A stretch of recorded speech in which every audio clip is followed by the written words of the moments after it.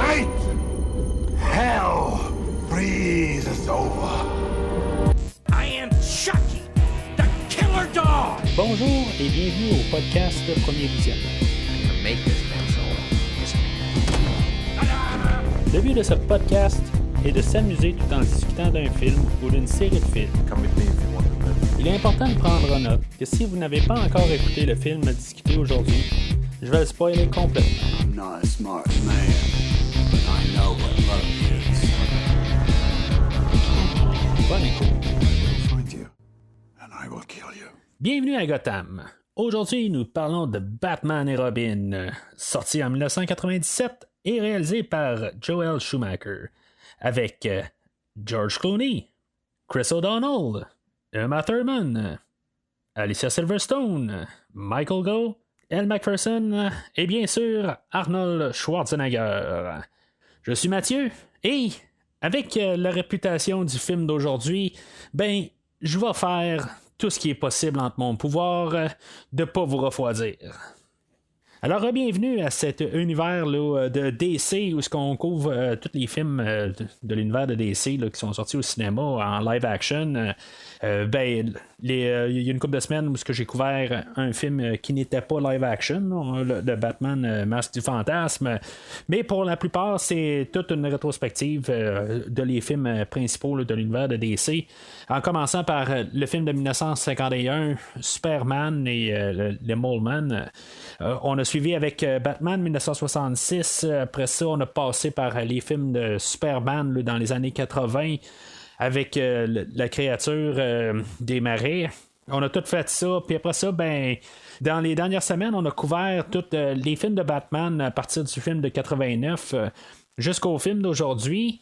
Les films de Superman 78 et Batman 89, je les avais couverts avec Christophe Lassens du podcast Fantastica et de Programme Double. Normalement, il m'aurait suivi pour le podcast d'aujourd'hui. Ça aurait été quand même assez plaisant là, de parler d'autres choses là, que des bons films, mettons. Mais en tout cas, finalement, Christophe ne sera pas là aujourd'hui, mais ça ne changera pas que peut-être qu'on va avoir une discussion un petit peu moyennement longue en discutant du film d'aujourd'hui. Juste avant de parler du film proprement, je vais vous diriger au site internet du podcast premiervisionnement.com. Si vous êtes la première fois que vous écoutez le podcast, en vous rendant sur premiervisionnement.com, sur la page principale, vous allez juste en descendant, vous allez trouver le logo pour toutes les rétrospectives du podcast, qu'est-ce qui a été couvert au courant des années. Puis en cliquant sur l'onglet DC, vous allez avoir toute la rétrospective des films qu'on va couvrir en général. Les épisodes bonus ne sont pas encore inclus dans le site internet. Ils vont se rajouter tranquillement une fois qu'ils vont être confirmés. Puis ils vont être visibles là, puis vous pouvez les télécharger à partir de là. Bien sûr, vous pouvez toujours prendre Podbean plutôt, ça a mal sorti, pour pouvoir suivre le podcast là, ou n'importe quelle autre application de téléchargement de podcast, mais question de plus mieux voir les rétrospectives puis pouvoir mieux savoir qu'est-ce que le podcast a fait là, parce qu'on est rendu quand même à beaucoup de podcasts, puis juste pour pouvoir décortiquer tout sur le site internet, c'est quand même assez bien divisé puis tout accessible à mon avis. Alors c'est ça pour ça. Le réalisateur Joel Schumacher, qui a réalisé Batman à jamais, bien sûr, c'est lui qu'on a embarqué pour faire le prochain film. Le film de Batman à jamais avait été très bien reçu, fait que pourquoi pas l'amener sur la suite. C'était la première fois que Joel Schumacher faisait une suite. Il a été comme un petit peu mis sous pression pour transformer tout ce qu'on va voir comme visuel. On va utiliser beaucoup le terme toyetic quand on écoute le commentaire du réalisateur. C'est ça que je veux dire, tout ce qui va être fait, tous les personnages, toutes les voitures, toutes les choses, les véhicules que soit Batman Batman, même Monsieur Freeze, Robin, Batgirl, tout ce qui est utilisé doit être fait avec un concept de pouvoir être un jouet. C'était quelque chose que dans Batman à jamais, c'est quelque chose qu'il n'y avait pas, qui n'était pas dans la mentalité, même si on peut comme un peu voir que ça aurait du sens un peu, mais Batman à jamais est une riposte au retour de Batman. Puis que toutes les compagnies de jouets ou de marchandage, ils voulaient pas vraiment être reliés à Batman, mais avec Batman à jamais, l'image de Batman a comme changé, puis est redevenu quand même qu'est-ce qui doit être à la base un film de super-héros pour enfants. Puis toutes les compagnies, là, que ce soit n'importe où, pas mal, n'importe quel niveau, que ce soit McDo, que ce soit des jouets pour vendre tout court, je veux dire, c'était beaucoup plus attirant pour pouvoir vendre ce qu'on voyait à l'écran. Dans le film d'aujourd'hui, comparé à l'univers de Tim Burton, surtout au film là, du retour de Batman. Val Kilmer, qui faisait Bruce Wayne dans Batman à jamais, n'était pas disponible pour revenir pour la suite. Est-ce que c'est officiellement ça? Parce qu'il s'en allait filmer le film Le Saint pendant le tournage du film d'aujourd'hui. Est-ce que c'est vraiment ça ou c'est Val Kilmer qui s'est chicané avec Joel Schumacher pendant le tournage du film de Batman à jamais? Je sais pas exactement. Moi, je sens que ça serait plus le fait qu'on a eu des désaccords sur le plateau de tournage. Et en même temps, Val Kilmer, je pense pas qu'il a été le meilleur Batman qu'on a eu. Mais je pense pas que c'était vraiment la raison pourquoi on n'a pas ramené Val Kilmer dans le rôle d'aujourd'hui. On l'a remplacé par l'acteur George Clooney, que lui, à l'époque, il faisait bonne figure l'émission ER au petit écran. J'ai jamais vraiment écouté cet épisode-là, cette série-là, fait que je sais pas exactement si c'était bon ou pas, mais je sais que c'est quand même un épisode ou une émission qui était quand même assez regardée puis qui a duré une couple d'années. On va avoir quand même gardé notre Robin du dernier film, notre commissaire Gordon et bien sûr notre Alfred qui était dans la série dans le fond, qui est le plus la constante qu'on a dans les 4 films de Batman qu'on a. Chris O'Donnell, Pat Hingle et Michael Gough, il va revenir pour aujourd'hui. Et on va rajouter Uma Thurman qui était comme au summum de sa carrière. On avait eu Fiction pulpeuse 2-3 années avant le film d'aujourd'hui. Qui a encore fait plusieurs autres rôles aussi là, iconiques là, comme Kill Bill plusieurs années plus tard, mais on était quand même avec des personnes connues ou à la saveur du moment, dont Alicia Silverstone aussi qui venait de paraître dans le film Clueless qui a donné une bonne réputation. Et bien sûr, on a notre Arnold Schwarzenegger national que si vous êtes auditeur là, de premier visionnement là, depuis le tout début, Terminator était le premier podcast de premier visionnement là, en 2018 et j'ai couvert quand même plusieurs autres films là, de Arnold depuis ce temps-là, dont la série des Terminator et la série des Conan et probablement d'autres films qui vont suivre dans les années futures du podcast. Dans ces années-là, l'année précédente, il venait de faire le film La course aux jouets, qui est peut-être un peu dans le même moule du film d'aujourd'hui, le film familial.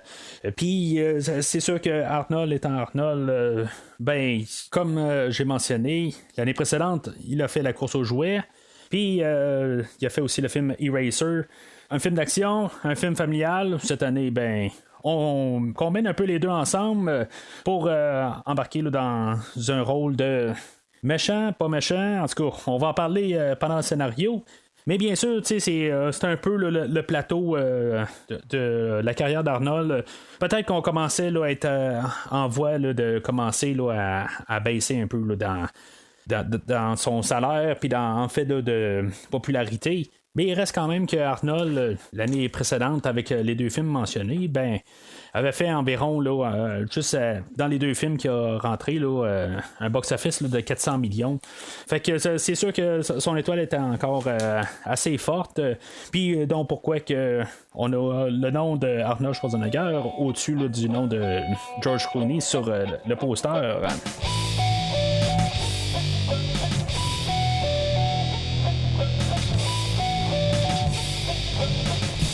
Alors, comme mentionné un peu indirectement tantôt, on a un film familial dont pas mal la thématique, c'est de rester un petit peu là, dans l'idée famille. On va avoir Alfred qui est comme peut-être le père de famille, avec le grand frère qui est Bruce Wayne, le plus jeune frère étant Dick Grayson, et peut-être la plus petite des sœurs étant Barbara. Fait que, on a comme un peu un sens de l'unité familiale. C'est vraiment ce qui va plomber dans toute cette idée-là. C'est sûr que l'idée familiale, dans la globalité, c'est d'avoir un film familial aussi. Il n'y a personne, là, autant le petit garçon de 5 ans que la personne de 50 ans va être quand même insulté à voir quelque chose ou dégoûté. Parce qu'on en reparlera pour ceux-là qui ont 6 ans et plus, voir si, mettons, dégoûté ou pas. On va en reparler dans la section scénario. Et bien sûr, dans les idées familiales, ben, il y a la confiance aussi qu'on va quand même un peu nous marteler avec la relation de Batman et de Robin ou de Dick Grayson et de Bruce Wayne. La confiance qu'ils ont entre eux autres, il va être un peu des fois brassé. Il va y avoir Poison Ivy qui va se planter entre les deux. Puis comme un peu bousculer leur relation, mais à quelque part, c'est ça, vers la fin, ben, ils vont devoir se faire confiance. Puis c'est à partir de là ben, qu'ils vont réussir à vaincre les grands méchants.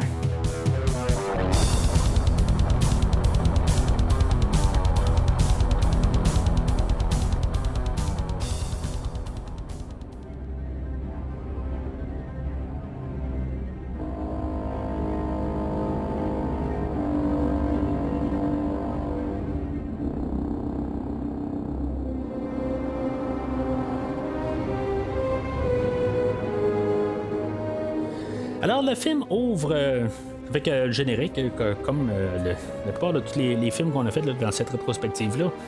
C'est bien semblable au film de Batman à jamais. On a en plus la même musique, là, encore par le même compositeur, Elliot Goldenthal. Dans la trame sonore d'Elliot Goldenthal, j'ai pas réussi à mettre la main sur la trame sonore de lui particulièrement. Il y a une trame sonore musicale avec des artistes que j'ai jamais écouté, que j'ai jamais voulu approcher. Puis aussi, ben, c'est ça, normalement, il y a une trame sonore musicale, mais la musique de ce film-là, je pense qu'on va avoir pas mal tout recyclé qu'est-ce qui était de Batman à jamais. Dans le commentaire audio, Joel Schumacher, le réalisateur, va nous parler de Elliot Goldenthal qui est revenu pour le film, mais honnêtement, j'ai vraiment pensé à plusieurs étapes qu'on a vraiment pris la trame du dernier film, puis on a juste replacé les séquences de musique à d'autres endroits parce qu'il y a plusieurs thèmes qui reviennent. Puis il n'y a rien de nouveau du tout. Je ne sais pas exactement pourquoi on a ramené quelqu'un. Quand on était juste pour recycler, on n'a pas fait de nouveaux thèmes, on n'a rien fait. C'est vraiment dommage un petit peu parce que la trame de Batman à jamais, je la trouve quand même assez solide, inférieure à ce que Danny Elfman nous a fait là, dans les 2 premiers films, mais probablement qu'on aurait pu avoir quelque chose un peu intéressant, mais honnêtement, je trouve qu'on a juste copié ce qui était là, dans le dernier film, puis on n'est pas allé un peu plus loin. En fait de visuel, avec les noms qui voyagent, tu sais, ça ressemble beaucoup, comme je disais, à Batman à jamais. Il y a le logo de Batman et comme Robin là, qui embarque par-dessus. Chose intéressante que j'ai su là, en écoutant le commentaire audio, ben c'est le logo de Nightwing et non de Robin qui est qu'on voit là, dans le logo. J'ai quand même trouvé ça assez intéressant. Dans le fond, le costume de Robin est basé plus sur le look à Nightwing que Robin. Pour ceux qui ne savent pas, Nightwing est comme la version adulte de Robin et non je veux dire un autre personnage. Là. C'est le même personnage de Grayson qu'est-ce qui est devenu là, à la suite d'être Robin. Ce qui pourrait quand même amener un concept assez intéressant. Est-ce qu'on aurait dû peut-être carrément vraiment virer que c'est pas Robin aujourd'hui, c'est Nightwing? Je pense que ça aurait été quand même une différente dynamique que Robin est parti de son bord. au lieu de ce qu'on va faire pas mal aujourd'hui, de avoir les deux personnages ensemble, mais en chicane, quelque part, peut-être qu'il aurait dû devenir Nightwing, quelque part, pendant le film. Ça aurait été quelque chose qui aurait pu être exploré. Mais en tout cas, on va garder quand même le même moule que le premier film. Que je dis des fois le premier film, là, je parle du film précédent. Le premier film de Joel Schumacher, si on veut. On va voir Batman et Robin s'habiller. Puis, tu sais, c'est comme les mêmes plans un peu, mais on va voir aussi Robin faire la même chose. Puis, on va voir la Batmobile monter. Puis, tu sais, c'est comme toute la même scène qu'on a vue dans Batman à jamais, mais on rajoute Robin. Honnêtement, ce que j'ai dit la dernière fois sur Batman à jamais, c'est que je trouve que c'était probablement la pire introduction de Batman. Je vais le seconder que aujourd'hui est probablement la pire, encore pire, honnêtement. Le look de Batman avec George Clooney, je m'excuse, mais il n'a pas la face pour être Batman. Il a de l'air plus d'un cosplayer. Je veux dire, j'ai vraiment de la misère avec à regarder George Clooney là, dans la suite de Batman. On parlera de Bruce Wayne un peu plus tard, mais en fait, Batman, je trouve que c'est très ça jure, c'est très dur à le regarder puis essayer de le prendre au sérieux. C'est sûr que c'est un film qui est un petit peu plus léger, encore plus que la semaine passée avec Batman à jamais. Mais toute cette séquence d'introduction-là, il y a même Robin qui va arriver et qui va dire moi aussi je veux une voiture. Finalement, il y a la moto.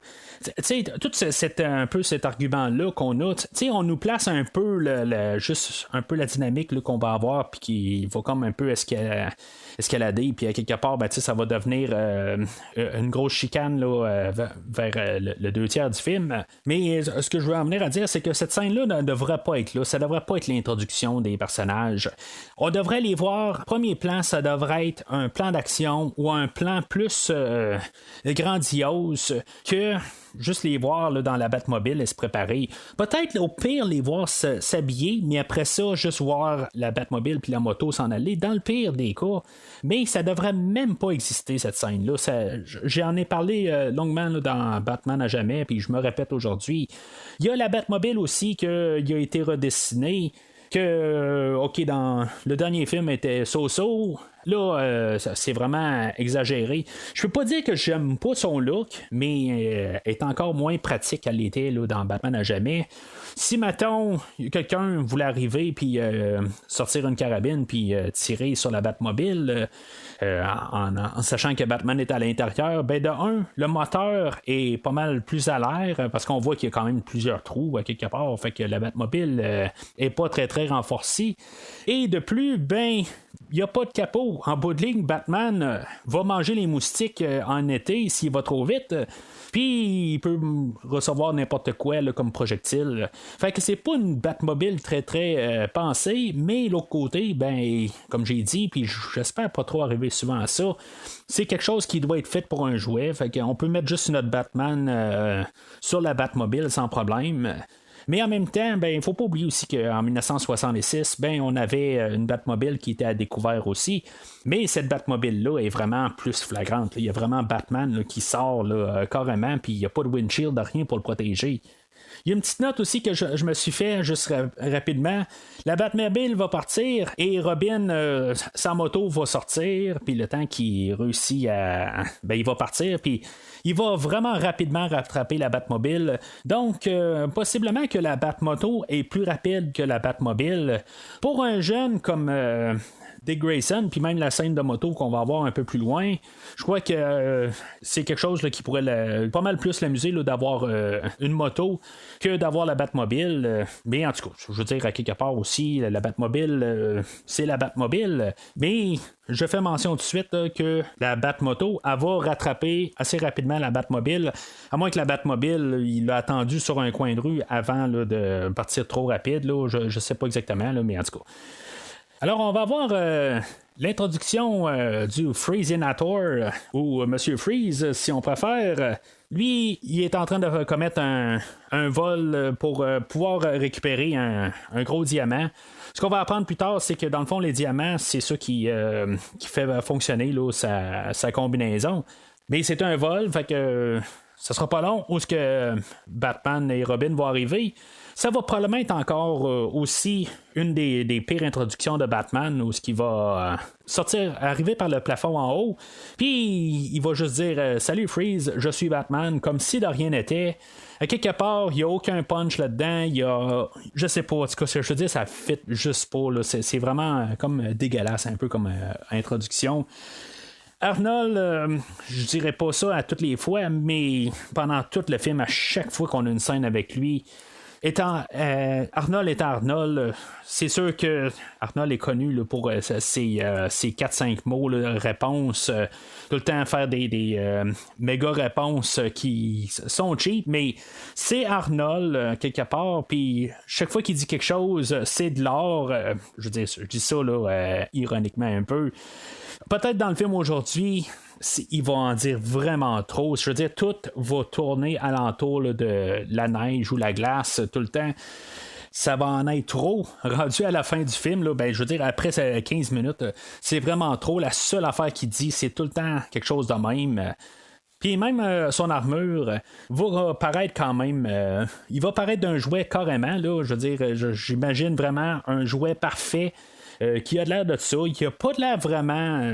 On dirait qu'il n'y a pas de cachet là, dans l'armure. C'est ça que je vois juste un petit peu reprocher à l'armure. Ça a l'air d'être en plastique, ça n'a pas de l'air d'être solide.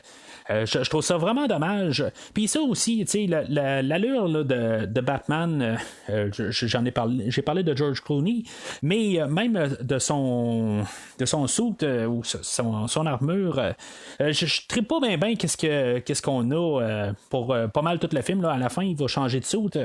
Mais le suit qu'il y a pendant tout le film, j'aime pas vraiment la manière qu'il a de l'air. Elle est plus comme bleu marin un peu. Puis je ne tripe pas vraiment sur tout ce qu'on a un peu comme esthétique. Depuis le début du film. Il y a toute l'équipe Monsieur Freeze là-dedans, que c'est tous des joueurs de hockey. On va avoir comme toute une bataille là, avec des joueurs de hockey dans le fond et Batman et Robin qui vont se battre là-dedans. Ils vont avoir des patins qui vont apparaître sous leurs bottes, puis tu sais, ça va se battre un peu d'un bord puis de l'autre. On va sauter, on va faire des grands sauts, je veux dire exagérés, tout ça. On a vraiment la sensation d'être dans une bande dessinée. Honnêtement, comme sensation, je trouve que c'est un petit peu étourdissant au début. Je veux dire, il se passe un petit peu n'importe quoi, ça bouge de partout.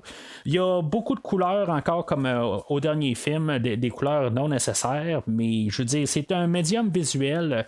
Puis en fait, visuel, ben, on a beaucoup de choses quand même là, pour s'alimenter les yeux.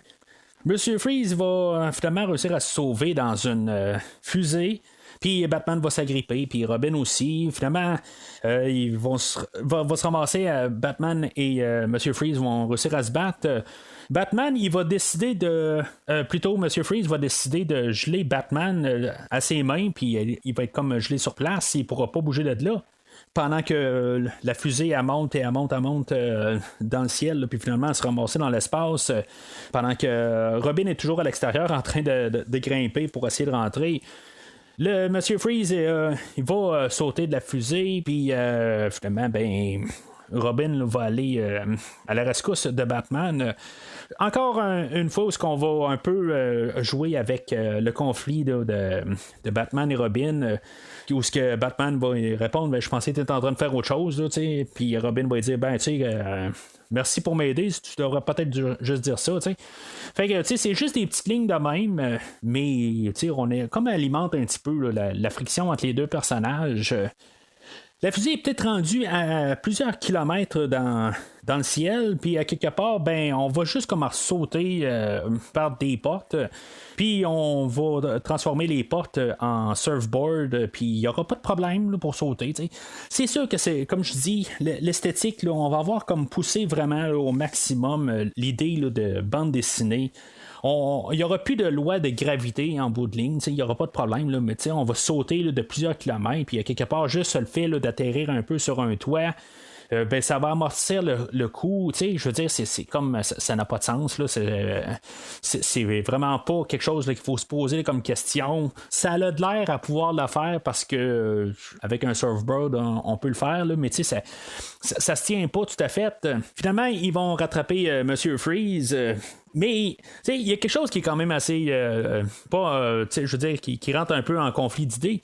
Il va y avoir Batman et Robin qui vont courir après Monsieur Freeze. Monsieur Freeze va fermer des portes, puis tout d'un coup, il va y avoir une ouverture où ce que Robin va passer, puis Batman il va dire non, vas-y pas. Mais c'est quoi vous faites depuis tantôt? Vous êtes en train de courir après Monsieur Freeze, mais quoi? Une fois que vous pouvez y arriver, il faut pas sauter dessus. Fait que Monsieur Freeze, il va sortir son fusil, puis il va geler Robin sur place. Puis dans le fond, on va nous implanter l'idée là, que ça prend 11 minutes là, pour pouvoir sauver quelqu'un. 11 minutes qui va être exagéré pas mal à la fin du film, mais on voulait quand même nous implanter l'idée là, que quelqu'un peut être gelé pendant 11 minutes puis il n'y aura pas de séquelles. Fait que ça, c'est pas mal toute l'introduction là, de Monsieur Freeze. C'est comme une grosse poursuite là, de une dizaine de minutes. C'est vraiment exagéré, honnêtement. Ça fait quand même... c'est un parallèle beaucoup avec Batman à jamais. Ça se passe un peu similaire. C'est la même formule. C'est juste qu'on a peut-être un peu augmenté le cran là, de bande dessinée. On en avait beaucoup là, dans le dernier film, mais on a vraiment monté le cran dans ce film-là. Honnêtement, je pourrais faire plus l'introduction là, qu'on a eue là, dans Batman à jamais, mais c'est pas bien loin. Là. C'est bien similaire, honnêtement. Par contre, je peux pas dire que je suis débarqué du film. Je trouve que je suis quand même toujours capable de donner à peu près là, la première demi-heure à un film, voir qu'est-ce qu'il veut faire avec son film, tout ça, puis donner ses bases. Je trouve que c'est vraiment exagéré, là, comme je dis, mais je suis quand même pas trop dégoûté pour l'instant. Je me dis, c'est le début d'un film d'action, une bande dessinée. J'ai vu ce film-là peut-être 7-8 fois. Là. J'ai pas vu si souvent que ça. Là. Je pense que j'ai vu pas mal toutes les autres, pas mal plus souvent que le film d'aujourd'hui. Batman n'a jamais similaire au film d'aujourd'hui. Là, pas mal les mêmes quantités de visionnement. Mais la seule chose que je reproche comparé là, peut-être aux autres films, là, peut-être on va comparer à Batman à jamais, c'est le Batman lui-même. J'étais quand même assez convaincu de Val Kilmer en Batman. Le George Clooney, je veux dire, ça marche pas pour moi. C'est juste ça que je trouve bien dommage. Alors, comme je dis, on est rendu à 15 minutes du film. C'est là qu'on va avoir l'introduction aussi là, de notre autre méchant du film. Comme dans Batman à jamais, on a deux méchants, ou des personnages là, méchants pour le film d'aujourd'hui. On va avoir Uma Thurman qui fait le personnage de Pamela Isley qui va devenir Poison Ivy. Elle est en train de faire des recherches, puis dans le fond, elle est un peu en train de virer dingue. Là. On voit qu'elle n'a pas toute sa tête. Puis, juste à côté, là, dans la même centre de recherche qui est fondé, qui est plutôt une branche là, de les entreprises Wayne. On a le docteur Woodrow qui est joué par John Glover, que lui, si mettons, vous avez écouté un peu d'autres choses dans les rétrospectives, jouait le père de Lionel Luthor dans la série Smallville, série que j'ai vraiment aimé écouter, là, que j'ai écouté déjà 2 fois, possiblement peut-être un autre écoute là, dans un avenir approché, mais en tout cas, personnage que j'avais vraiment beaucoup aimé dans la série Smallville. Content de le voir là aujourd'hui. Il est très exagéré, pas exactement le même personnage là, que Lionel Luthor, mais lui, dans le fond, il est en train de faire une expérience sur des personnes. Dans le fond, il fait une démonstration pour plusieurs dirigeants de plusieurs pays. Puis, il va nous créer le personnage de Bane. Et c'est vraiment bande dessinée. On va y mettre du genre de mutagène dans les veines, puis tout d'un coup, il va devenir super gros. Ça fait vraiment là, Tortue Ninja, ou c'est vraiment ça, là, les grosses transformations, tout ça. Le personnage de Bane va être comme un peu une grosse déception pour le film d'aujourd'hui. Honnêtement, quand j'ai vu l'ascension du Chevalier Noir, c'est là que j'ai fait un lien avec le personnage de Bane, parce que en bout de ligne, ce Bane-là est juste une armoire à glace. Dans le fond, c'est un gros bras qui va comme aider la partie que Poison Ivy elle a pas. Elle a pas les bras, elle a l'intellect, mais c'est ça, Bane est là pour dans le fond faire la partie physique. Mais dans tout le film, il n'y a vraiment aucune place qui est justifiée que le personnage de Bane devrait être là. On devrait avoir Poison Ivy qui va être créé dans ces scènes-là. Dans le fond, une fois, elle sera pas d'accord avec le travail du Dr. Woodrow, puis lui, il va la pousser au travers là, de plusieurs produits chimiques. Puis finalement, ben, elle va comme mourir là. Elle va comme ça, avec les produits, elle va comme tout devenir un avec la terre. Puis finalement, elle va renaître en Poison Ivy. Puis c'est ça. À quelque part, elle aurait dû pouvoir justement utiliser des plantes. Tu sais, quelque part, on voit aussi là, une petite plante qu'elle a. Puis même dans ces scènes-là où elle va embrasser le Dr. Woodrow, puis que finalement ben, elle a du venin sur les lèvres. Tu sais, à quelque part, elle est capable de se débrouiller par elle-même. Elle n'a pas besoin de Bane. Je trouve ça vraiment comme plate de passer le personnage de Bane juste vite de même. Pas qu'on avait vraiment besoin de Bane comme principal, comme qu'on va l'avoir plus tard là, dans la rétrospective, là, une fois qu'on va faire le 3e film de Nolan. Mais je veux dire, juste qu'il n'a pas rapport, c'est juste quasiment qu'on lui a mis un nom, puis Bane est là. Tu sais, c'est quand même le personnage qui a cassé le dos à Batman dans les bandes dessinées. Quelques années avant, là, je sais pas exactement quand, là, mais je ne l'ai pas lu rien du tout, mais ça je le sais quand même, là, puis qu'on va reprendre l'idée là, dans le film de l'ascension du Chevalier Noir, mais tout ça pour dire que je pense qu'on aurait pu faire quelque chose un petit peu plus important pour ce personnage-là, au lieu de juste qu'il soit là puis qu'on a un gros bras qui s'appelle Bane. On va retourner au manoir Wayne, puis c'est là qu'on va voir dans le fond toute l'origine du personnage de Mr. Freeze. Et non, c'était pas un popsicle, mais c'était un scientifique qui travaillait dans le fond à essayer là, de guérir sa femme du syndrome de McGregor, puis qui s'est passé un petit problème où ce qu'il travaillait, puis finalement il était lancé là, dans un bac dans le fond de quelque chose là, qui était tout qui était comme gelé, quelque chose de même là, que c'était à moins 50 degrés, puis finalement ben il a réussi à survivre à ça, mais que finalement ben, il doit tout le temps rester au froid. Ça fait un peu penser à l'origine du Joker dans le film de 89 qui est tombé dans un bassin d'acide puis que finalement ça l'a déformé. Ben, c'est un peu la même idée, mais finalement c'est ça. Victor Freeze aussi a survécu puis ça l'a fait perdre la tête. On va voir les scènes avec Monsieur Freeze que je trouve que ça va avec un peu l'idée du film en bout de ligne, mais tu sais il est méchant, mais quelque part il y a sa chorale quelque part, parce que il faut chanter des chansons de Noël, quelque chose de même. C'est complètement ridicule, mais c'est pas vraiment quelque chose là, de hors de ce film-là, à quelque part. On va voir que c'est une constante quand même tout le long, que les personnages sont méchants, mais dans le fond sont un petit peu nono sur les bords un peu à certains points. Il faut comprendre que Monsieur Freeze il est toujours fidèle à sa femme, puis il veut vraiment trouver la cure pour pouvoir la sauver là, du syndrome de McGregor. Il va avoir gardé sa femme, dans le fond, dans un bassin, puis elle est comme gelée là, même si c'est dans un aquarium, là, mais elle est comme là. Puis dans ces scènes-là, ben, c'est là qu'on va savoir aussi que les diamants, pourquoi il en a besoin tout le temps, ben oui, c'est pour son armure aussi, mais en même temps, ben, il va pouvoir aussi prendre la ville en otage puis demander une somme d'argent pour pouvoir faire continuer à faire ses recherches. À quelque part, ça marche pas vraiment comme idée. À quelque part, il aurait pu comme essayer là, d'aller chercher le côté civilisé. À quelque part, faire des dons, poser des questions. Tu vas dans les pharmacies, tu demandes un petit spot, la fondation Victor Freeze, je le sais pas, n'importe quoi.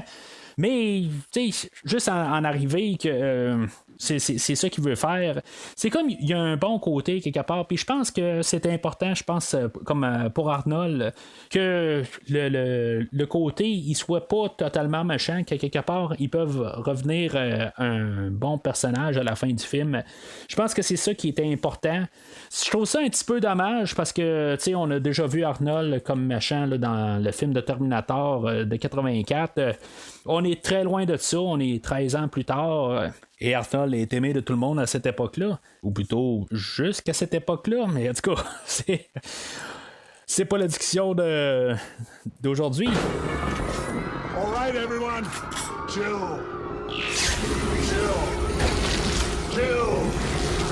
Alors on retourne chez les Wayne, puis c'est là qu'on va avoir l'introduction là, de Barbara, qui est la nièce Alfred. Il est clair que Dick Grayson a quand même un œil pour elle, mais à quelque part, ça va quand même assez bizarre comment que ce film-là va aller. En bout de ligne, il va comme être plus attiré par un personnage de Uma Thurman. C'est sûr qu'il va être sous l'emprise de ce personnage-là, mais ça va quand même commencer avec l'idée qu'il pourrait quand même avoir une petite attirance avec ce personnage-là. Elle est supposée de montrer là, que c'est une fille qui est quand même assez sage, mais la nuit, on voit là, qu'elle prend une moto et qu'elle se sauve à aller faire des courses. Là. On va voir ça un petit peu plus tard. Elle a passé comme ça en ville, dans le fond, puis il va y avoir Bruce Wayne qui va dire que pendant que tu es là, ben, tu peux rester au manoir Wayne, il n'y a pas de problème de ça. Il y a Alfred qui n'a pas l'air d'être trop sûr de ça, mais en bout de ligne, d'après moi, parce que Bruce Wayne, il sait un peu pour l'état de santé à Alfred, ben, il se dit, bon, ben, regarde, on va laisser quand même rester dans le coin pareil. D'après moi, c'est ça, parce que sinon, je trouve que c'est un petit peu bizarre la manière que c'est fait comme scène. On dirait qu'il y en a qui disent, ben, tu sais, peut-être qu'elle ne devrait pas être restée au manoir Wayne, des fois qu'elle pourrait tomber sur les choses de Batman et de Robin, là, mais en tout cas, c'est ça. On va l'accueillir à bras ouverts. En même temps, ben c'est ça que je me dis, si on a si peur que ça de l'amener au manoir Wayne puis qu'elle fasse comme Robin au précédent film puis qu'elle découvre la Batcave au sous-sol, ben la scène suivante, on va voir l'inauguration d'un satellite qui, dans le fond, on va pouvoir projeter la lumière de l'autre bord du globe terrestre pour pouvoir faire des recherches, puis il y a des endroits qui vont pouvoir avoir de la clarté 24 heures sur 24. Un concept qui va être repris 5 ans plus tard aussi là, dans le film de James Bond, Meurt un autre jour. Mais en tout cas, le fait de pouvoir amener de la lumière à un autre endroit, ok, ben, tu sais, on peut avoir la clarté la nuit, mais tu sais, puis rajouter de la chaleur aussi. C'est pas un peu contre le réchauffement climatique quelque part, tu sais, je veux dire, c'est sûr qu'on parlait peut-être pas à 100% de ça en 97, mais tu sais, c'était quelque chose là, qui pouvait être comme à la vue, tu sais, on en parle peut-être plus aujourd'hui, mais c'est quelque chose qui était un peu dans d'actualité, là, tranquillement. Fait que c'est peut-être pas nécessairement là, la meilleure chose à avoir en bout de ligne. Puis si c'est juste pour de la lumière, ben, je veux dire, des lumières ou des projecteurs là, qu'on fait juste brancher dans un mur. Tu sais, je veux dire, c'est juste de nous comme idée, mais tu sais, on veut juste nous montrer là, c'est quoi cette affaire-là pour qu'à la fin, on puisse s'en servir là, quand M. Freeze va prendre le contrôle de ça. Mais où est-ce que je voulais en venir, c'est qu'on va avoir l'introduction là, du personnage là, de Julie Madison, qui est interprétée par Elle Macpherson, qui est la blonde à Bruce Wayne. Elle, dans le fond, il est clair qu'elle ne sait pas du tout qu'est-ce qui se passe avec Bruce Wayne, qu'il y a un alter ego de Batman. Elle ne sait pas. Fait que, quelque part, des fois, j'imagine qu'elle doit venir coucher quand même au manoir Wayne, mais elle ne s'est jamais rendue compte aussi qu'il y a une Batcave en bas. Fait que je ne sais pas exactement pourquoi que tantôt que je parlais là, qu'on voulait pas que...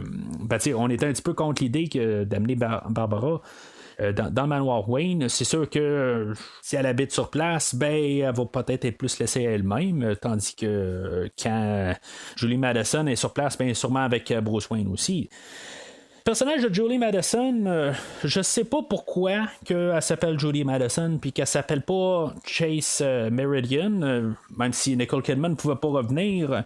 On peut garder le nom, garder une continuité, tu sais, de toute façon on n'a pas le même Batman ou Bruce Wayne. Fait que quand même qu'on y aurait gardé le nom de Chase Meridian, j'aurais pas été contre ça, honnêtement. Je trouve que ça aurait été quand même un peu une suite dans les idées. Là, on ramène on amène un nouveau personnage encore.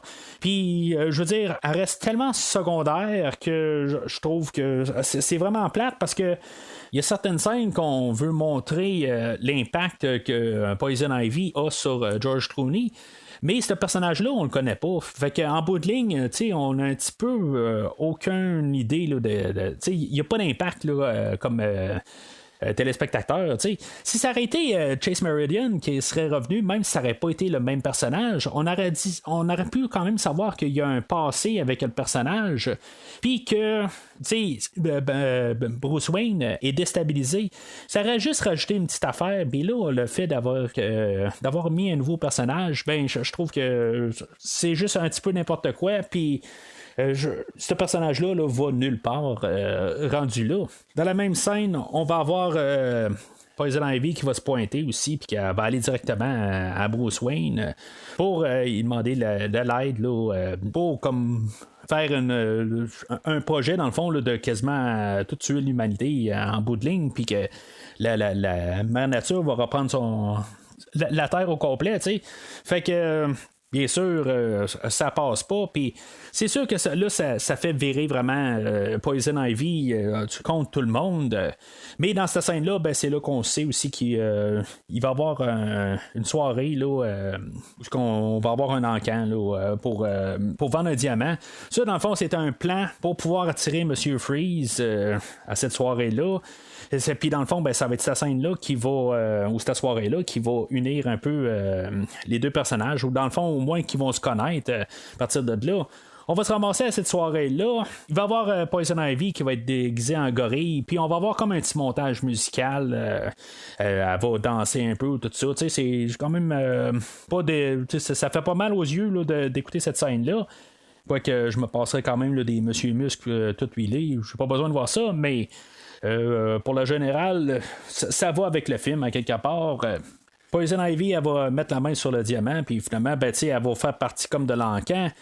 Un petit peu controversé cette scène-là où finalement il va y avoir Batman et Robin qui vont s'astiner dans le fond pour avoir Pamela Isley, puis dans le fond, il va se lancer 1 million, 2 millions, puis ça va être Robin qui va arriver, ben, tu vas me prêter l'argent, puis que je vais te leur donner. Ça marche pas tout à fait, puis Batman, il sort sa carte de crédit, c'est n'importe quoi rendu là. C'est juste un petit peu pour faire rire l'enfant de 5 ans, mais honnêtement, je pense que l'enfant ou l'adolescent de 13 ans, dans le fond, l'adolescent de 13 ans, peut-être qu'aussi il serait prêt à mettre l'argent sur la table là, pour Poison Ivy, mais ce que je veux en venir à dire, ben, ça peut quand même un peu tout toucher toutes les générations quand même en même temps.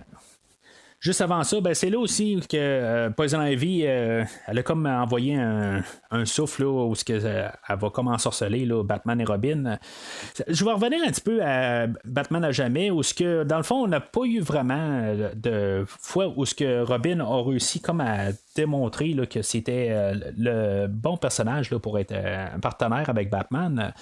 Puis là, ben, on a un film qui s'appelle Batman et Robin, qui devrait être centré un peu sur ces deux personnages-là. Mais je ne sais pas s'il y a quelque part, puisque c'est comme le premier film où on a nos deux personnages, puis que là, on les sépare, on essaie de faire un conflit, tout ça. Je sais pas si c'était vraiment la bonne idée à quelque part, puis peut-être qu'on aurait dû vraiment les avoir unis ensemble de tout le long du film. C'est là où est-ce que vraiment le chemin là, s'en vient rocheux pas mal, là, puis ça brasse tranquillement beaucoup plus là, que ça brassait là, dans les premières scènes. Puis, mais là, ça y va plus exponentiellement. Mais c'est ça, tout ça va être cassé là, quand M. Freeze il va se pointer pour ramasser le diamant, puis c'est là qu'on va avoir M. Freeze qui va rencontrer Poison Ivy. Elle va tomber carrément en amour avec lui.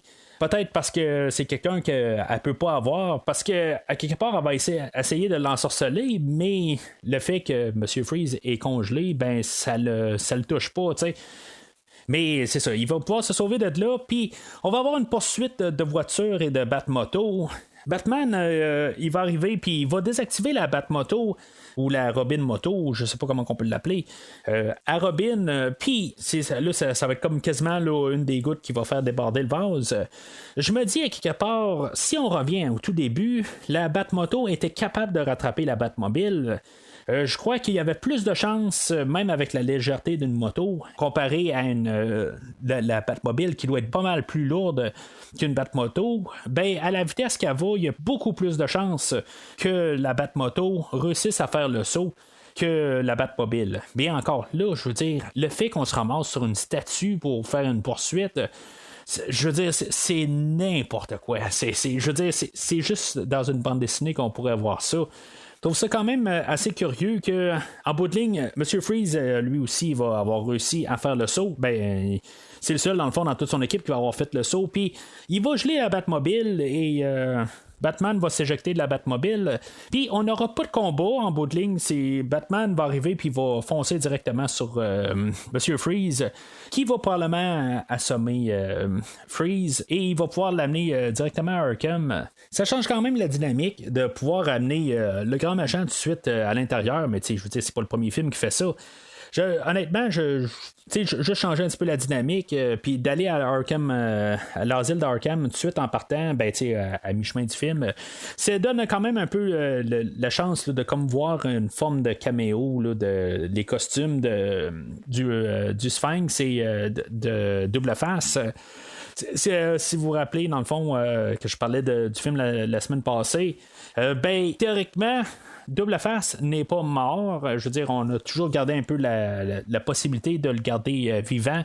C'est pour ça qu'on ne le voit pas nécessairement mort en bas. T'sais, on voit juste une main qui la scène est tombée dans les mains, mais c'était ça un peu le but de l'idée là, de le garder vivant.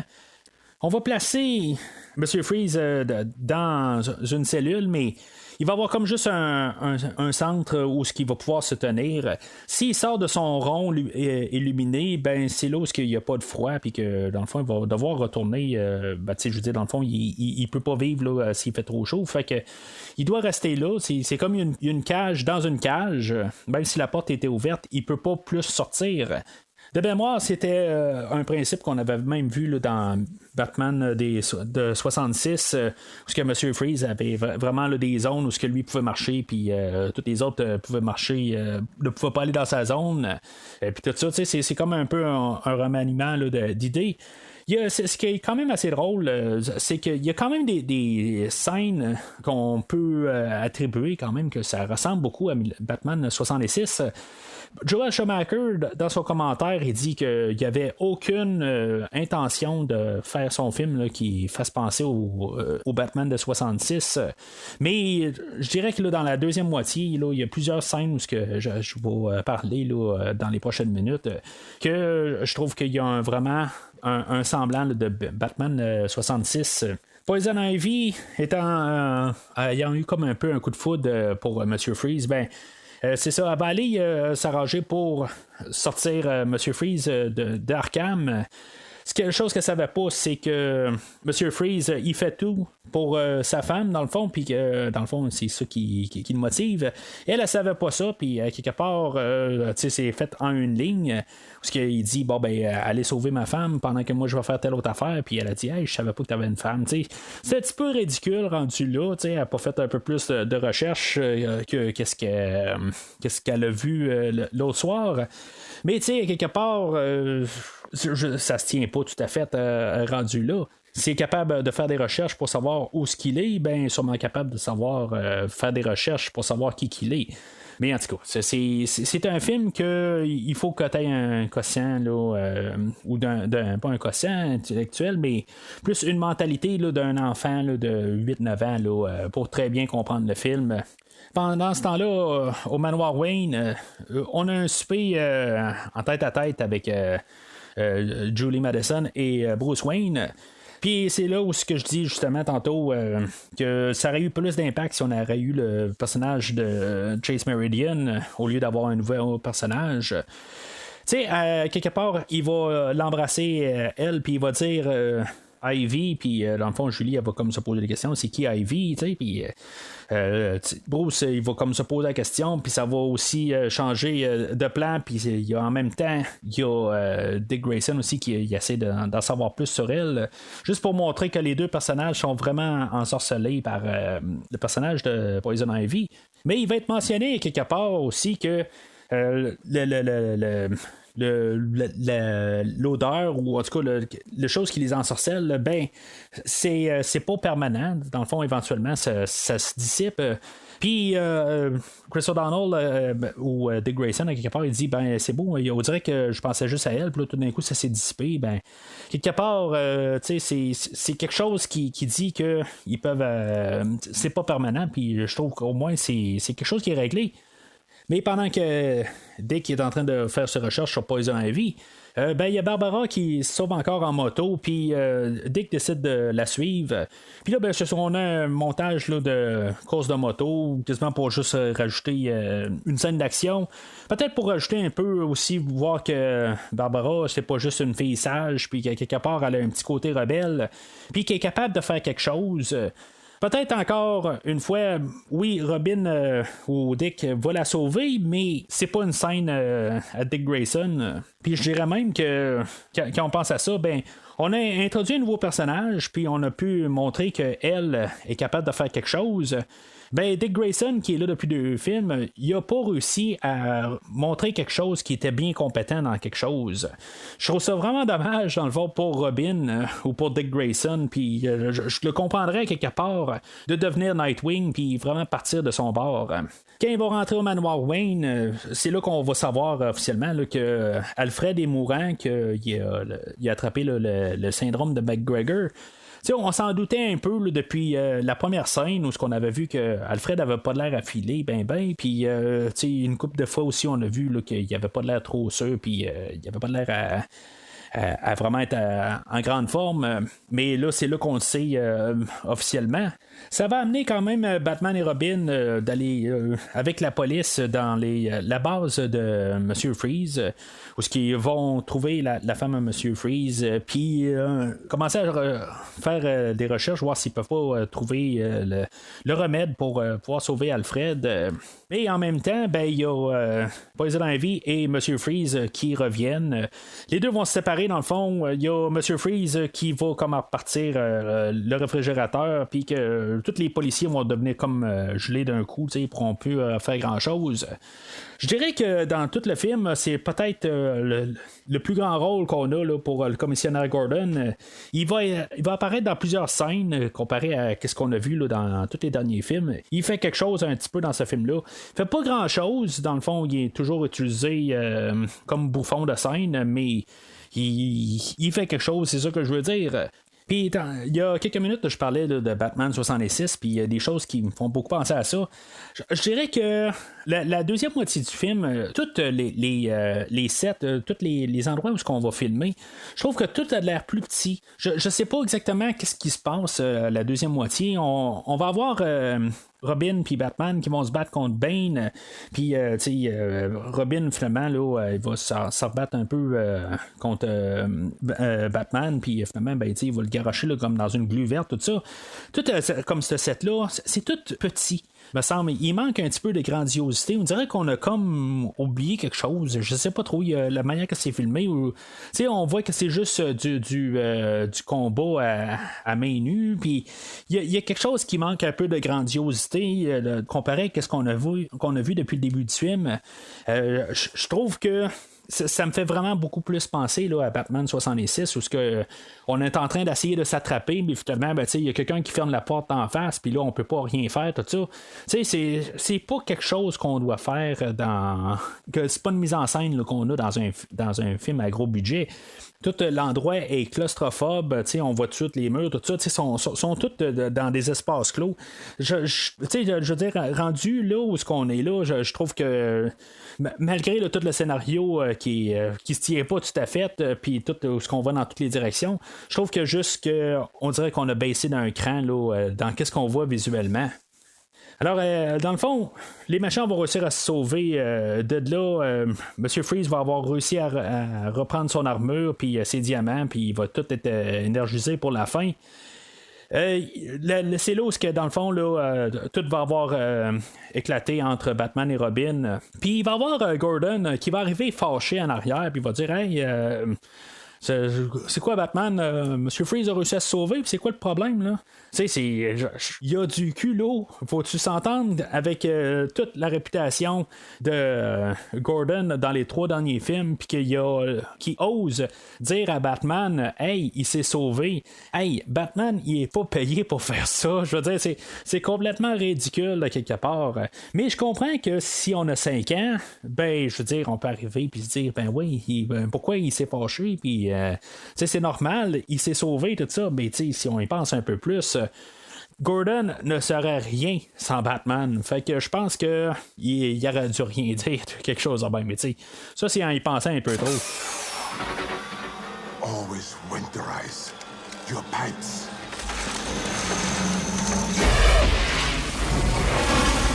Ivy, elle va débrancher Madame Freeze, puis on va supposer que elle est décédée par la suite de ça, mais en tout cas, ça va revenir plus tard.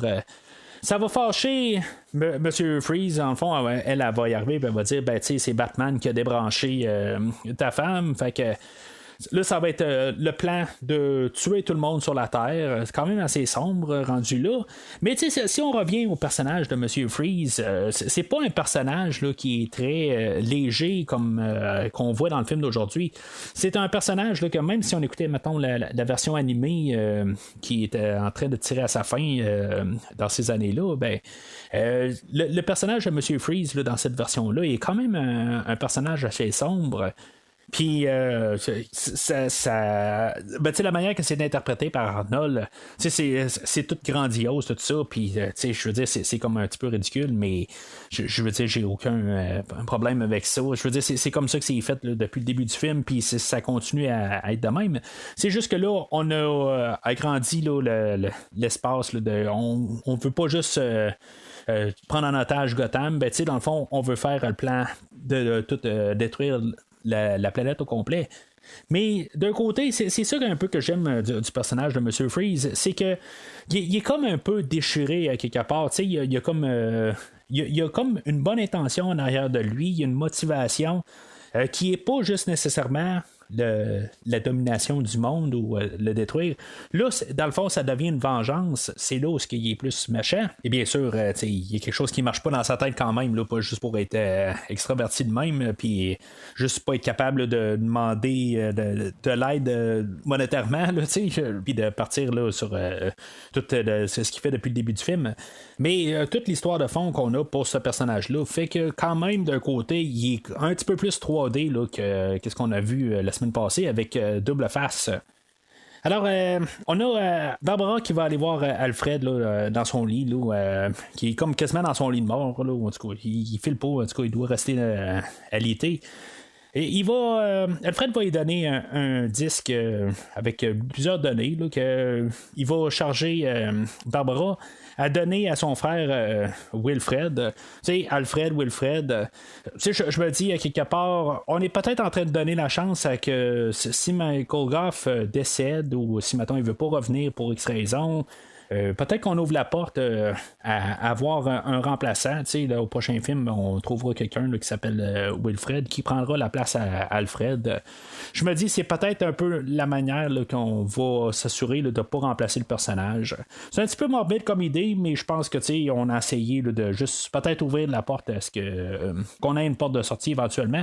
Puis même en fait de narratif, ben, on se dit, ben, si on pense à ça, ben, on se dit ben, peut-être qu'on va tuer Alfred. On le fera pas, mais on pourrait peut-être le faire.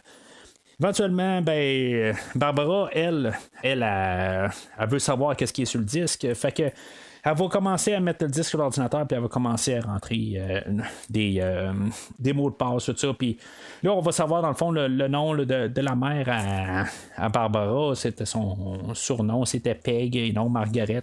Puis c'est ça qui va faire qu'elle va avoir accès aux données, puis qu'elle va savoir que Batman et Robin sont en fait là, Dick Grayson et Batman. Mais elle est à l'aise avec ça, puis même est prête à combattre le crime avec Batman et Robin. Fait qu'elle va descendre dans la Batcave, puis il va avoir comme une version ordinateur d'Alfred, puis qu'il a tout créé là, un costume pour Batgirl, puis on va pouvoir partir avec notre nouveau personnage à partir de là. The blood will freeze in my hands. Pendant ce temps-là, ben, pour jouer dans la tête à Robin, Poison Ivy avait volé le bat-signal. Pourquoi qu'elle n'avait pas un autre projecteur ailleurs ou quelque chose de même? Il a fallu vraiment prendre le bat-signal. Elle va avoir collé le logo à Robin ou Nightwing, comme on disait tantôt, qui va attirer Robin sur place. Juste avant ça, ben, on a eu une autre discussion avec Bruce Wayne et Robin, là, qui, dans le fond, il parlait de confiance. Puis, tu sais, ça marche un peu à double sens. T'sais. Il dit depuis le début du film. Tu me fais pas confiance, puis là, tout d'un coup, ben, pourquoi que cette fois-là, il ferait confiance ou pas, tu sais, ça marche pas tout à fait, là, tu sais, en fait, là, c'est juste parce qu'on arrive à la fin du film que tout d'un coup, bon, ok, là, je te fais confiance. Tu m'as pas fait confiance tout le long du film, puis là, tout d'un coup, tu me demandes de te faire confiance. Ça marche pas, là. Fait que Robin va se ramasser au quartier général, si on veut, à Poison Ivy, puis elle va voir juste embrasser Robin autant que possible. Il me semble qu'il y a beaucoup là, d'acharnement juste pour pouvoir attirer Robin. Tu sais, à quelque part, je pense qu'elle avait même pas besoin de faire toute cette mise en scène-là là, pour pouvoir l'attirer. Mais en tout cas, elle l'a fait. Puis finalement, ben, quand elle réussit à l'embrasser, ben, on sait que Robin avait finalement fait confiance à Batman, mais qui fait confiance tout le temps depuis le début du film. Là. C'est juste Batman qui fait pas confiance à Robin. Il a mis comme un plastique sur les lèvres, puis ça a l'air que c'est juste assez pour pouvoir empêcher le venin là, de passer dans son système. Alors, avoir poussé Robin dans le petit bassin d'eau qui est alentour, puis Robin va être sous l'eau en train d'essayer de se débattre contre une plante. En tout cas, c'est ça qu'on peut comprendre, là, mais c'est pas vraiment démontré. Je pense qu'on veut pas aller trop sur ce terrain-là, ou on n'a peut-être pas l'argent pour avoir les plantes qui bougent crédibles. Je pense qu'il y a beaucoup de ça un peu. Il y a Batman qui va se pointer, puis que finalement, ben, il y a une plante qui va l'attraper, puis je veux dire, il va être coincé dans les airs. Il y a Batgirl qui va apparaître tout d'un coup, qui les a suivis. Je ne sais pas exactement, tu sais, étais-tu avec eux autres? Non, parce qu'ils savent pas c'est qui, tu sais, rendu là. Mais, je veux dire, à quelque part, ça n'a pas tout à fait de sens. Il aurait fallu qu'ils se rencontrent à quelque part pour qu'ils sachent tout qu'ils étaient à la même place. Oui, c'est sûr qu'il y avait le bat-signal pour toutes les attirer. Mais le fait qu'ils sont tous là en même temps, puis qu'ils se sont pas entrecroisés, sont venus en même temps, tout ça, tu sais, ça marche pas tout à fait rendu là. Mais on devait avoir une introduction à Batgirl proprement. Je dirais que son entrée est mieux réussie que celle de Batman au début du film. Par contre, je suis pas convaincu que c'est Alicia Silverstone qui est dans le costume tout le temps à chaque fois qu'elle se bat. Puis ça, c'est dommage. Puis dans le fond, c'est un peu le principe. Dans le fond, il faut être un peu convaincu, même si c'est souvent des doublures. Dans Batman et dans Robin, il y a beaucoup de doublures. Mais je reste quand même un peu convaincu que c'est George Clooney et Chris O'Donnell qui sont dans les costumes. Avec Alicia Silverstone, je suis un petit peu pas mal moins convaincu. Puis c'est dommage. Alors, ça va être pas mal la fin du personnage de Poison Ivy. Comme j'ai dit, ben, d'après moi, on a manqué un peu de budget, puis on n'était pas capable de faire une plante qui devienne un peu vivante. Fait que Poison Ivy, elle va tomber là, dans sa grosse plante, puis tu sais, je veux dire, c'est comme pas très très beau à voir. Là. On voit qu'il manque quelque chose un petit peu là, de budget en arrière, tout ça. Fait que oui, c'était peut-être mieux qu'on voit juste Robin tomber dans l'eau puis qu'il se batte dans le fond contre des cordes ou quelque chose de même, là, puis Batman qui est au plafond, attaché, tout ça. Mais qu'on voit pas vraiment plus de ça, là, je veux dire, ils ont pas l'argent dans le fond là, pour faire ça. C'était vraiment juste pour faire l'introduction à Batgirl proprement. Mais à quelque part, pourquoi est-ce que Bane n'est plus là? Pourquoi que Bane est resté avec Monsieur Freeze? Ça, je le comprends pas tout à fait. On a comme deux gros bras ensemble. Quand il n'y a plus de bras qui sont avec Poison Ivy. Ça là, je le comprends pas tout à fait. Pendant ce temps-là, ben, on a Freeze avec Bane, justement, qui prennent le contrôle du télescope qui va comme devenir un rayon, puis que Monsieur Freeze va commencer à geler tout Gotham. Il va y avoir Batman, Robin et Batgirl qui vont avoir changé de costume. Je sais pas pourquoi ils ont changé de costume rendu là. On aurait pu savoir que peut-être que c'était un costume anti-glace ou quelque chose de même. Batgirl, elle, dans le fond, je pense que c'est juste son masque qui a changé, c'est tout. Mais le Batman et Robin, eux autres vont avoir un nouveau costume totalement. Il ressemble pour Batman beaucoup au costume qu'il y avait à la fin de Batman à jamais, mais pas exactement pareil. Je crois que j'aime mieux l'allure qu'il y a à la fin du film qu'il y a eu tout le long du film. J'aurais vraiment préféré qu'il y ait ce costume-là tout le long du film, ça c'est certain.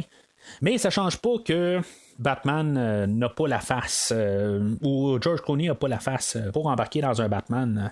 Puis en plus d'avoir 3 nouveaux costumes, ben, ils ont 3 nouveaux véhicules aussi, c'est que ça tombe bien. T'sais, ils ont genre un skidoo, ou je sais pas trop, il y a la moto, tout ça, tu sais. Exactement, là, il y a le gros artillerie là, de véhicules dans la Batcave. Ben, dans le fond, cette scène-là aussi sert à vendre des jouets. Là. Ça, on s'entend, puis montrer là, les nouveaux costumes. Fait qu'on vend encore plus de jouets. On a 2 versions de Batman, on a 2 versions de Robin, puis on a on a Batgirl en 2 variations. C'est ça que je me dis. Fait qu'on peut vendre 6 jouets pour 3 personnages. Puis, c'est ça, on a les nouveaux véhicules. Dans le fond, c'est juste pour comme arrêter toute la gang à Monsieur Freeze. Je me dis juste, à quelque part, pourquoi que on n'a pas eu Batman et Robin qui se battaient contre Bane pendant que Batgirl elle se battait contre Poison Ivy, puis qu'on n'avait pas encore 2-3 personnages là, de la gang à Monsieur Freeze qui étaient restés avec Monsieur Freeze. En tout cas, c'est comme ça que je vois ça un peu. Puis on avait vu un peu plus tôt là, qu'il y avait une fille aussi dans l'équipe à Monsieur Freeze qu'il aurait pu peut-être se battre contre Batgirl dans le pire des cas pour pouvoir quand même arriver avec qu'on n'ait pas l'idée que Batman va battre une fille. Mais en tout cas, ça revient à ce que je disais tantôt. Là, je comprends pas exactement là, la logique là, d'avoir Bane dans ce film-là. Fait que notre trio d'héros vont se ramasser où ce que le télescope est. Pourquoi est-ce que Monsieur Freeze se cache en bout de ligne? Il est là pour genre geler la ville, puis tout d'un coup, quand eux autres arrivent, il est plus là. Fait qu'il commence dans le fond, nos 3 personnages, ils vont essayer de défaire qu'est-ce que Monsieur Freeze a fait. Finalement, Monsieur Freeze va se repointer, puis on va avoir dans le fond un combat contre Monsieur Freeze contre Batman, puis Bane va se pointer, puis on va avoir Robin et Batgirl contre Bane. J'ai juste dans le fond rajouté un peu de temps puis du combat. Je trouve qu'encore une fois ça paraît très claustrophobe. On fait juste comme se battre puis on se repousse puis on continue à se battre. Ça fait très Batman 1966 malgré qu'on essaye d'avoir des plus gros environnements, mais je trouve que tout a de l'air tellement fermé.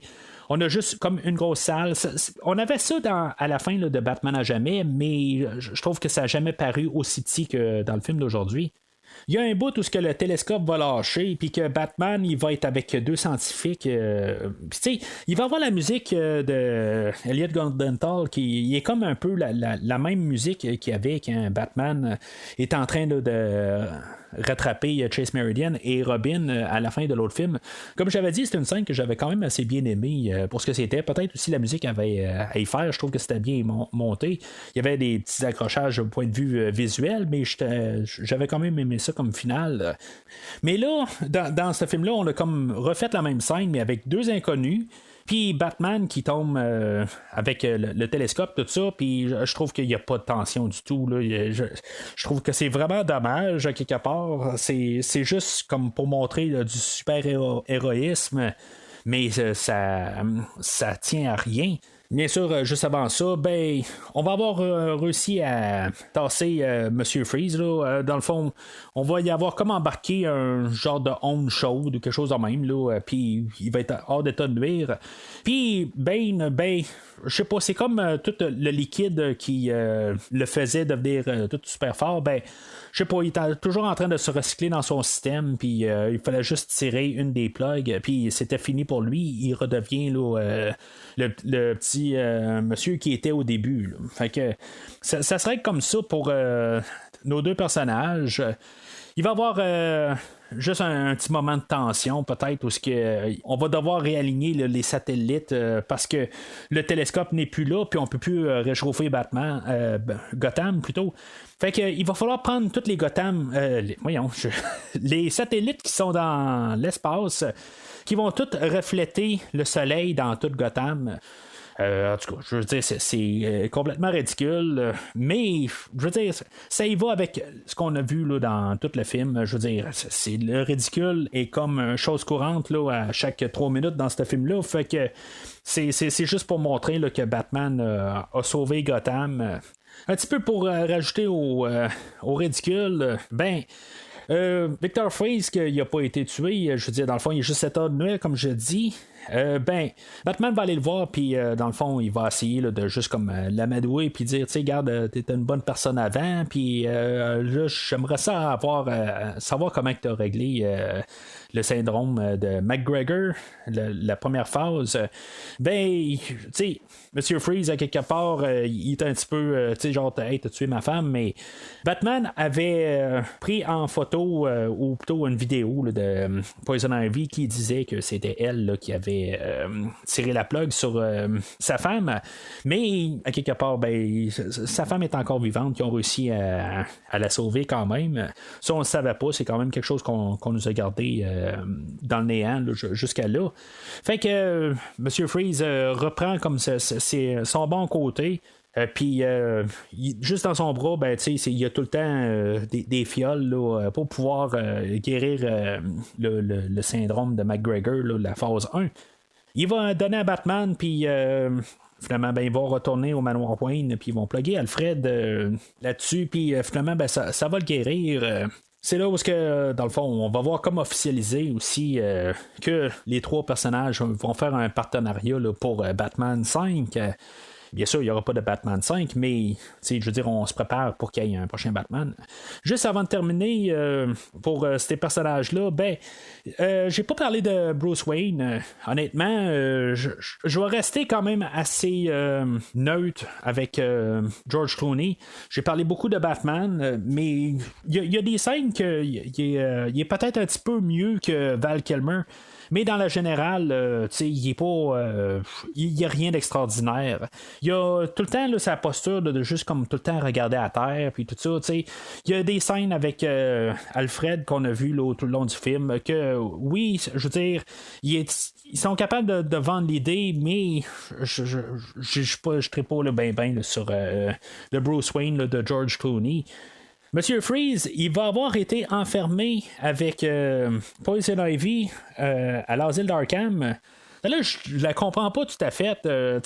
On voit que il est comme redevenu un bon garçon, Monsieur Freeze, mais quelque part, qu'est-ce qu'il va faire à Poison Ivy? Je ne crois pas qu'il va juste la bombarder de mauvaises phrases que Schwarzenegger nous donne depuis le début du film. Il est clair qu'elle va passer vraiment un mauvais quart d'heure. Puis, honnêtement, je pense pas qu'elle va survivre toute sa rage à quelque part. Oui, elle l'a pas tué, sa femme, mais à quelque part, je veux dire, la manière que c'est donné comme scène, il est vraiment pas de bonne humeur. Fait que je trouve juste tout le temps un petit peu curieux là, la manière là, qu'on a fait cette scène-là. Puis, juste par logique, pourquoi est-ce qu'on aurait mis 2 personnages dans la même cellule, là, quelque part? Je veux dire, en bout de ligne, c'est pas une prison, c'est un asile là, quelque part. Il y a une différence entre les deux, puis on met pas les personnages ensemble, je crois pas, là, en tout cas. Normalement, ils doivent comme juste être séparés puis être suivis. Là. En tout cas, c'est ça le but là, normalement, là, mais en tout cas, ça fonctionne pas tout à fait. Fait que le film va finir avec la même idée que le film précédemment, où on a le logo de Batman, puis on va voir Batman, Robin et Batgirl courir vers l'écran. Honnêtement, je n'étais pas fan de Batman à jamais de tout ça. Je trouve que j'aimais mieux qu'est-ce que Burton faisait dans le ciel, puis avoir un plan. Je trouve que c'était pas mal mieux. Puis juste en replaçant encore, je veux dire la même affaire que j'ai dit la dernière fois, si le projecteur est sur le commissariat de police, puis je veux dire, il y a quand même une certaine grandeur comme espace. Ils sont en train de courir vers quoi exactement? C'est comme ils courent puis ils doivent arrêter là. Je comprends que c'est pas la même.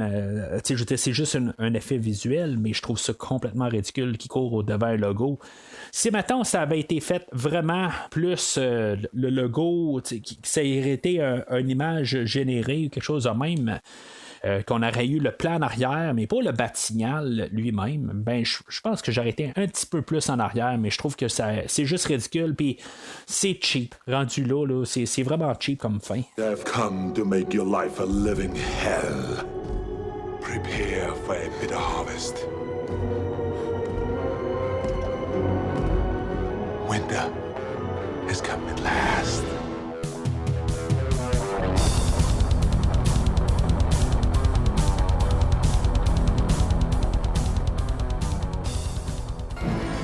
In this universe, there's only one absolute.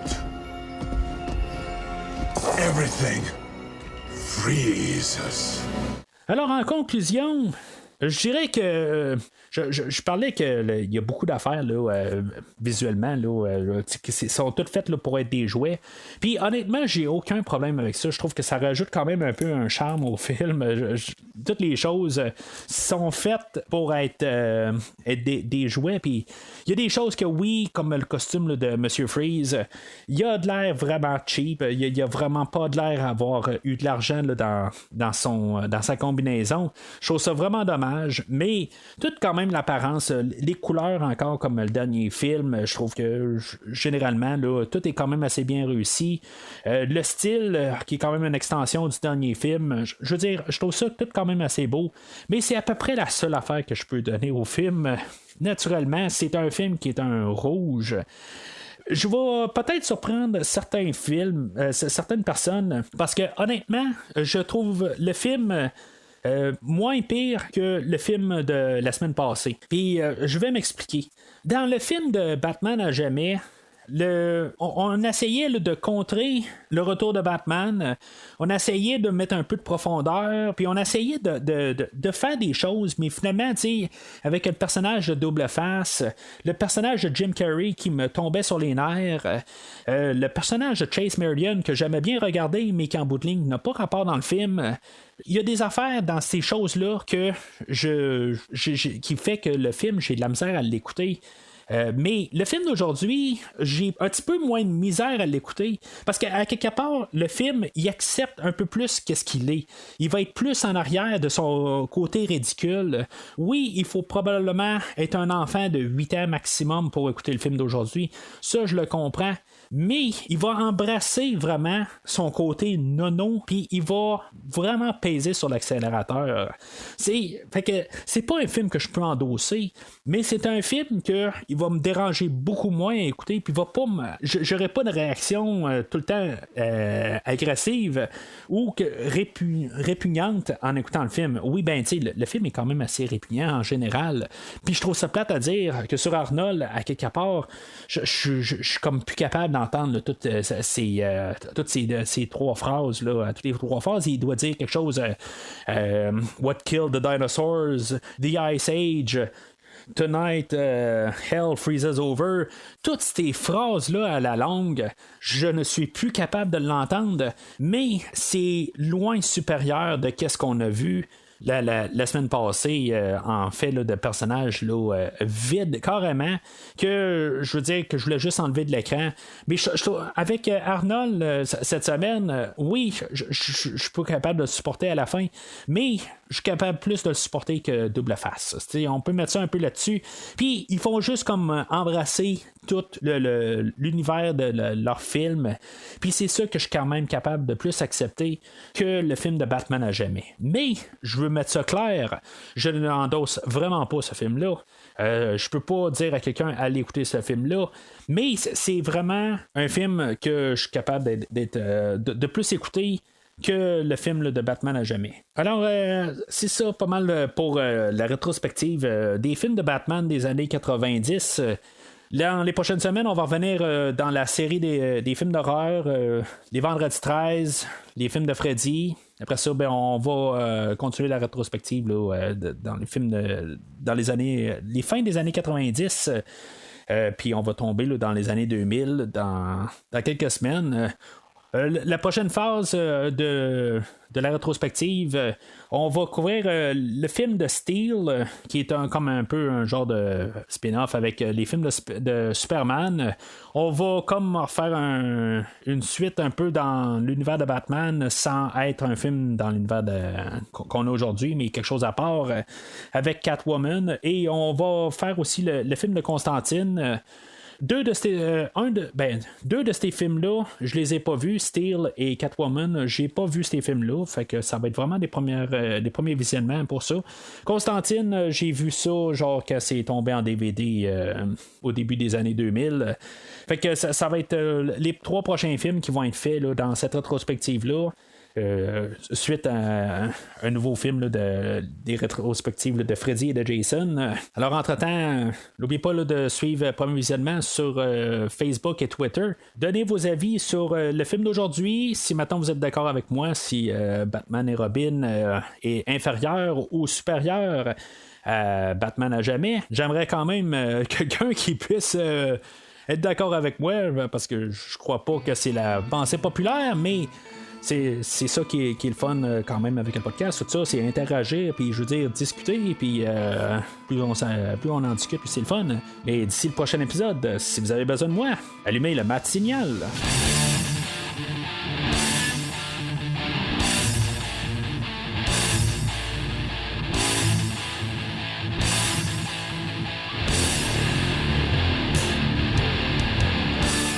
Merci d'avoir écouté cet épisode de Premier Visionnement. J'espère que vous vous êtes bien amusés. Revenez-nous prochainement pour un nouveau podcast sur un nouveau film. Les opinions qui se sont dites sont les miennes et ont pour but de mieux comprendre le film et ou trouver un sujet de discussion et non de servir comme version officielle ou définitive du film discuté ici. N'oubliez pas de suivre la page Facebook de Premier Visionnement pour être informé de nouveaux podcasts. Vous pouvez écouter Premier Visionnement sur plusieurs plateformes, dont Spotify, YouTube et Stitcher. Merci et au prochain épisode.